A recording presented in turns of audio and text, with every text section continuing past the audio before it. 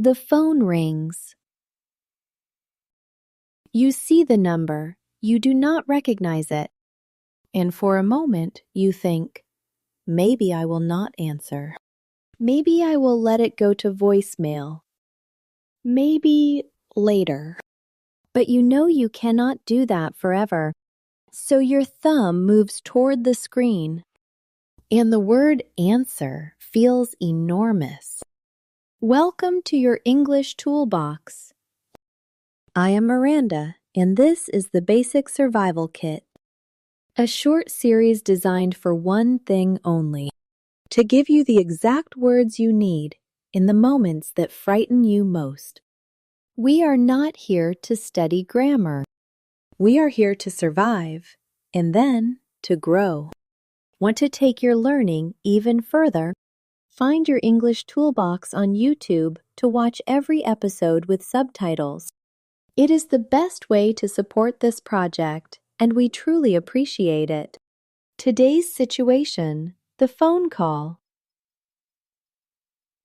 Specifically, a call you were not expecting. It could be your landlord, your child's school, a doctor's receptionist, or a number you do not recognize at all. The problem is never the English itself. The problem is the speed. On the phone, there is no face to read, no gestures, no context, just words moving fast with no pause button. Here are your 5 sentences for this situation. Listen carefully, and then repeat each one out loud. Sentence 1. Hello, who am I speaking to, please? This one does 2 things at once. It answers the call professionally, and it puts the other person in the position of explaining themselves first. You are not on the back foot. You are asking the first question. That changes everything. Sentence 2. I am sorry. Could you speak a little more slowly, please? Say this without guilt. Native speakers are asked this every day by other native speakers. The word slowly is not a confession of weakness. It is a professional request, and most people will honor it immediately. Sentence 3. Could you spell that for me, please? Names, streets, reference numbers. On the phone, these disappear in a second. This sentence gives you permission to stop the conversation and catch up. Never pretend you heard something you did not. Spelling it out protects you and the person calling you. Sentence 4. I want to make sure I understood correctly. You said, and then you repeat back what you heard. This is not just survival English. This is what confident speakers do. It confirms the information. It shows you were listening. And it gives the other person a chance to correct any mistake before it costs you. Sentence 5. Could you send me that by email or text, please? This sentence is your safety net. When the information is important, a date, an address, a payment reference, asking for it in writing is not rude. It is smart. And almost every organization will say yes immediately. Now, the rescue sentence. This is the single phrase that works when everything else disappears from your mind. Write this one down. Could you say that one more time, please? I want to make sure I have it right.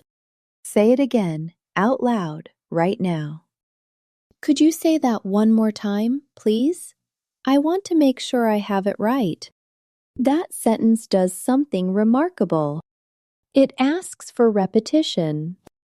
It signals that you are careful and attentive, and it gives you 5 more seconds to breathe. 5 seconds is everything. Let me tell you about Amara. Amara moved from Accra to Manchester 3 years ago.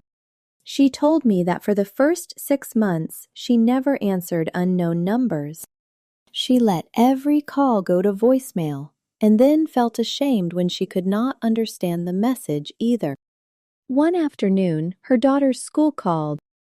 Amara answered, and the words came too fast. So she said quietly, "Could you say that one more time, please? I want to make sure I have it right." The woman on the other end laughed, kindly, and said, "Of course. Take your time." The conversation lasted 4 minutes, and Amara understood every word of it. She called me afterwards and said, "I did not know it was allowed to ask." It is always allowed to ask. Let's close with what you have today. 1. Hello, who am I speaking to, please? 2. I am sorry. Could you speak a little more slowly, please? 3. Could you spell that for me, please? 4. I want to make sure I understood correctly. You said. 5. Could you send me that by email or text, please? And the rescue sentence. Could you say that one more time, please? I want to make sure I have it right. You are not someone who is afraid of the phone. You are someone who knows exactly what to say. That is a completely different person.